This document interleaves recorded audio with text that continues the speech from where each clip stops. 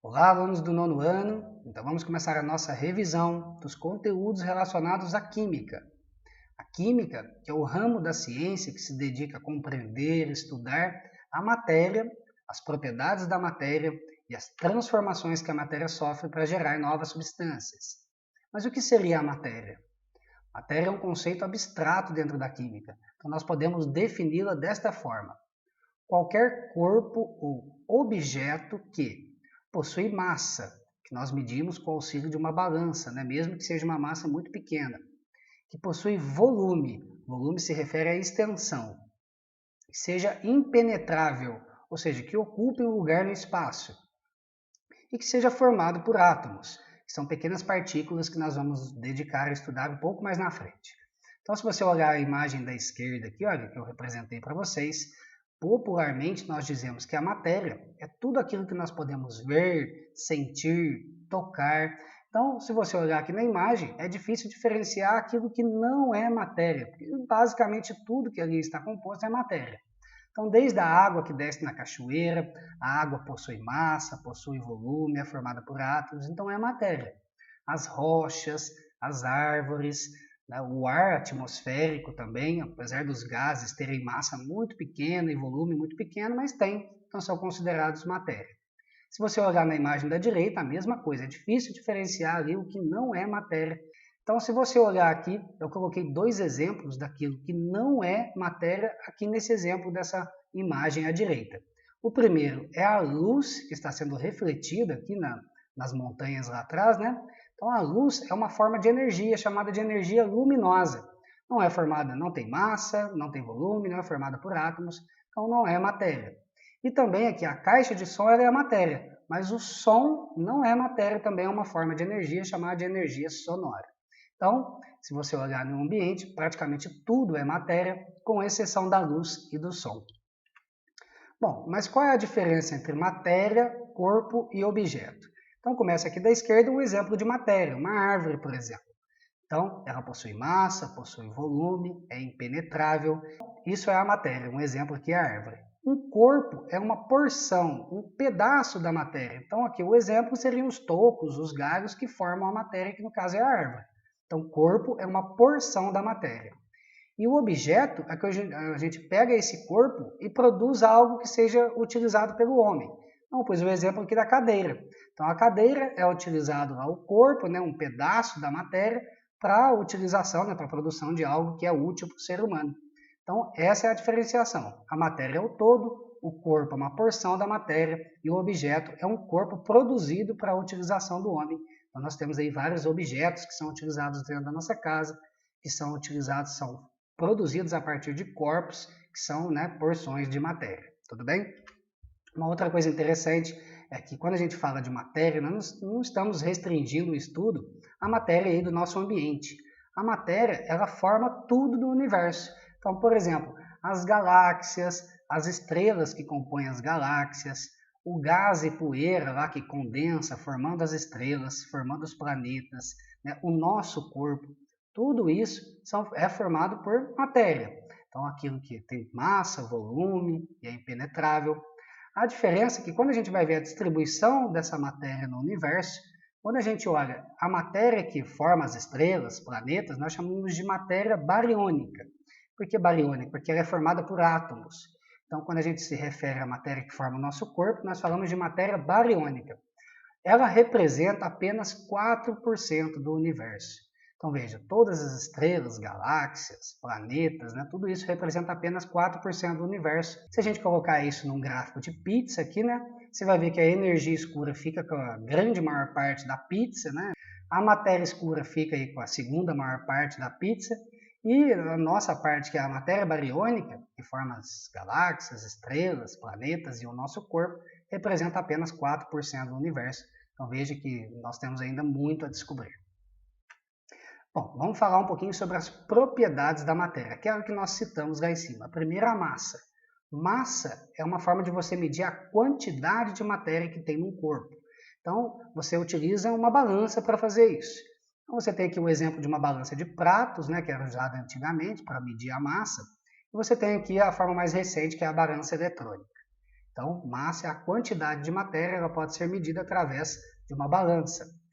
A unidade de medida utilizada no Sistema Internacional para massa é a quilograma, mas existe aí, né, grama, centigrama, miligrama, é que a unidade de medida utilizada no Sistema Internacional é a quilograma. E o volume? O volume vai indicar o espaço ou a extensão ocupada por um material, por exemplo. Então, você tem aqui o exemplo aqui essa foto aqui de baixo, aqui mostrando para você um recipiente que é utilizado em laboratório, que é o Becker. Veja que ele está apontando aqui um volume de 30 centímetros cúbicos de água. Centímetro cúbico é ml. Então, 30 ml de água. Quando eu pego um peixinho e coloco dentro desse recipiente, veja que vai alterar o volume. Mas por quê? Porque vai ser somado aí o volume do peixe. Então, se tinha 30 ml de água, depois que eu coloquei o peixe, subiu esse nível para mais de 40 ml. Então, veja que o peixe aí vai representar basicamente 10 ml. Então, é uma forma de você medir o volume dos materiais através desse experimento que é feito em laboratório. Mas existe uma outra forma, que é através da fórmula do volume.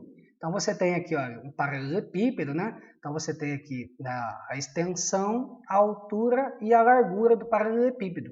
Para você calcular o volume, né, que vem lá da matemática, você multiplica a extensão, a altura e a largura do objeto e você obtém o volume.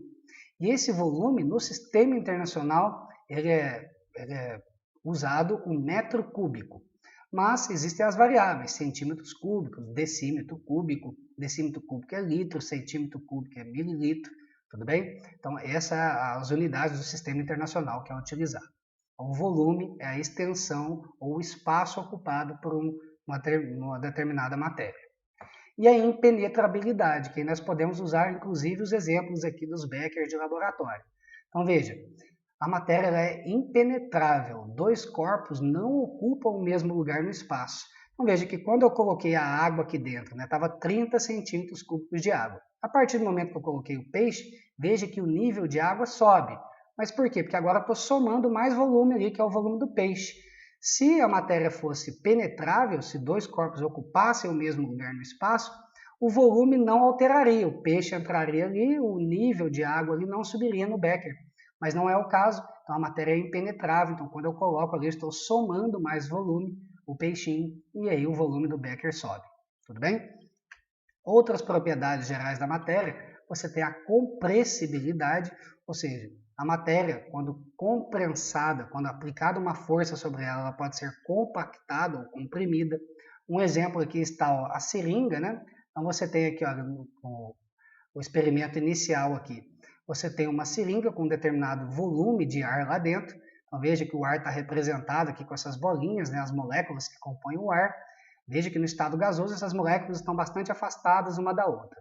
Agora, quando eu aperto o êmbolo da seringa, o que vai acontecer? Eu vou comprimir o ar que está lá dentro. Então, estou aplicando uma força, compactando o ar.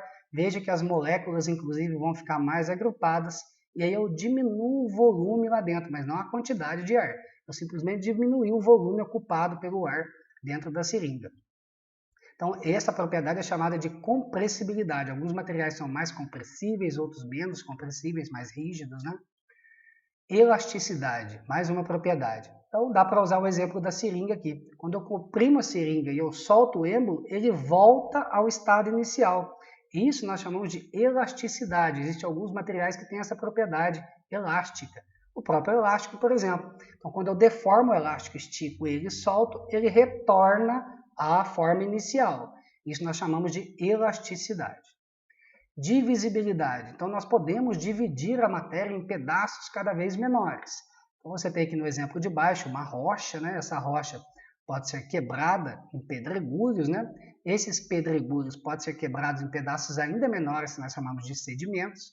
Esses sedimentos ainda podem ser quebrados em pedaços ainda menores, até chegar ao nível do átomo, que é a menor partícula estrutural da matéria. Não é a menor partícula da matéria, mas é a menor partícula estrutural. Nós vamos falar um pouquinho mais sobre ela. Então, a matéria tem essa propriedade chamada de divisibilidade.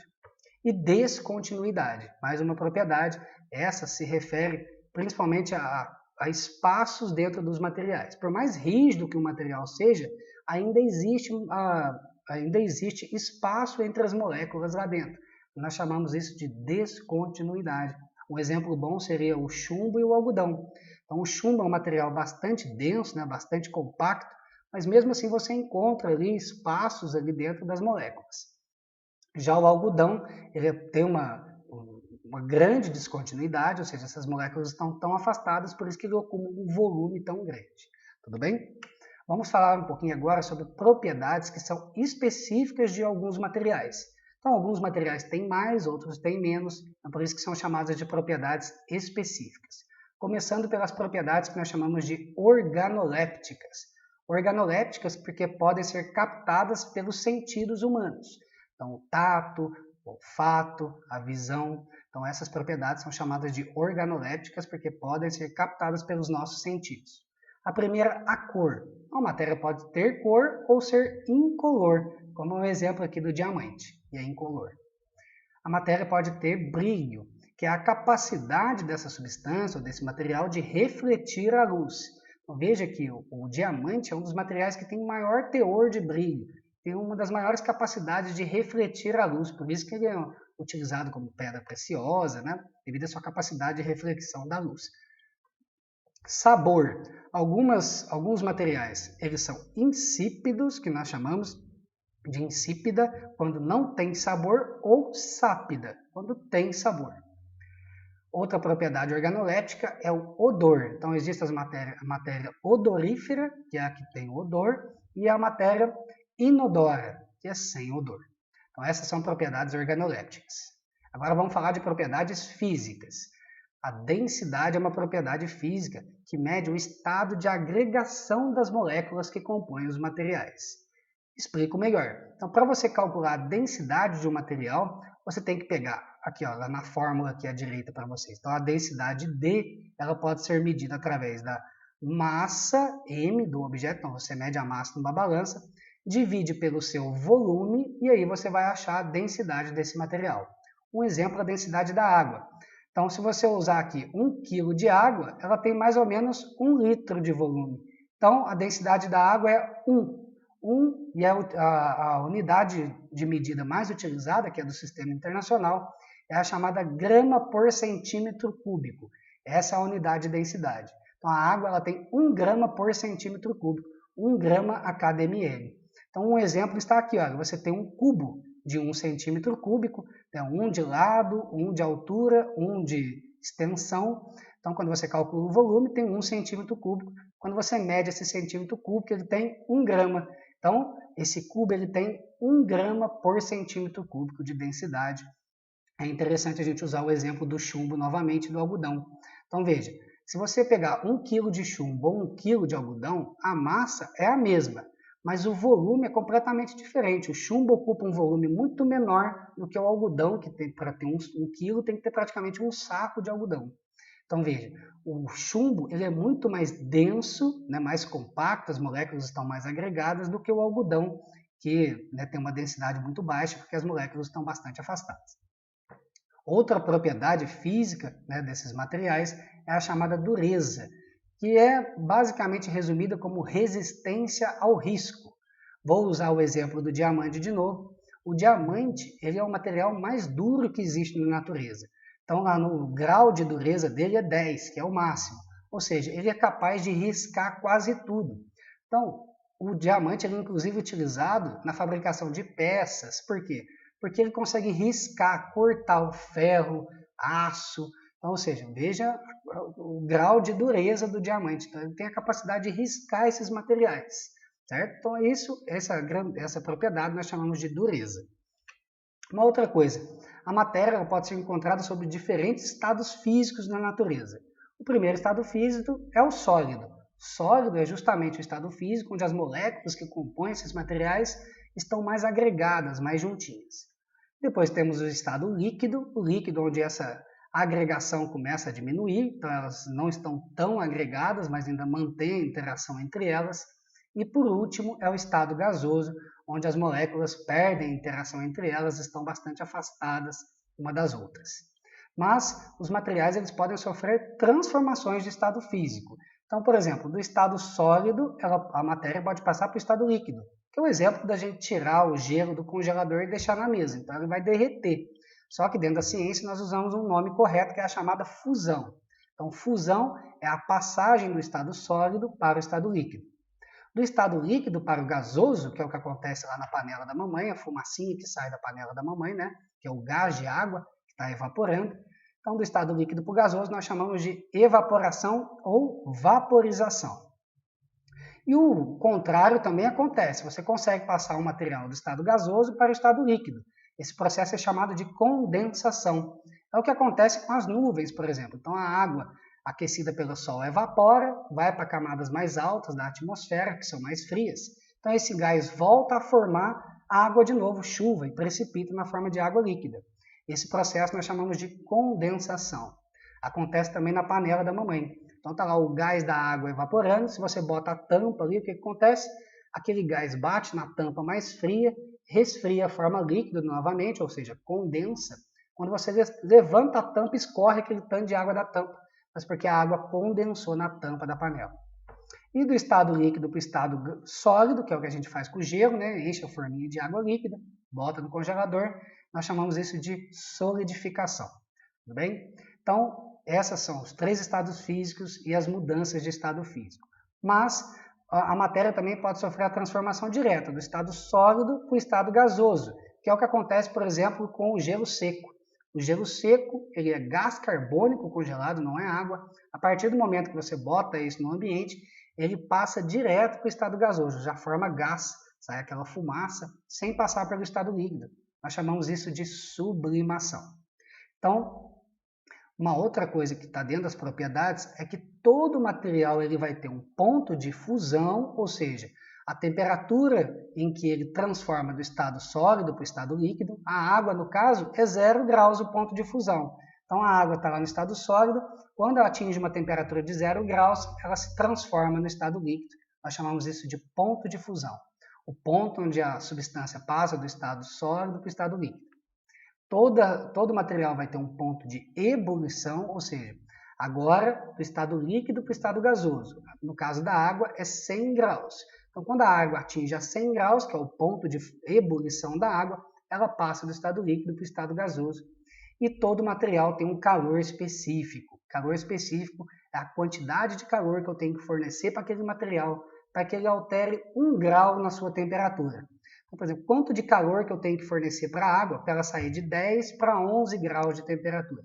Existem alguns materiais que têm mais facilidade, né, de receber calor, e existem alguns materiais que têm mais dificuldade de receber calor. Então, nós chamamos isso de alto calor específico ou baixo calor específico. Tudo bem? Que é a facilidade de trocar calor. Bom, então essa era a nossa aula de hoje sobre as propriedades da matéria. Espero que vocês tenham entendido. Era isso por hoje. Um abraço e fiquem em casa. Fiquem bem aí, fiquem em casa.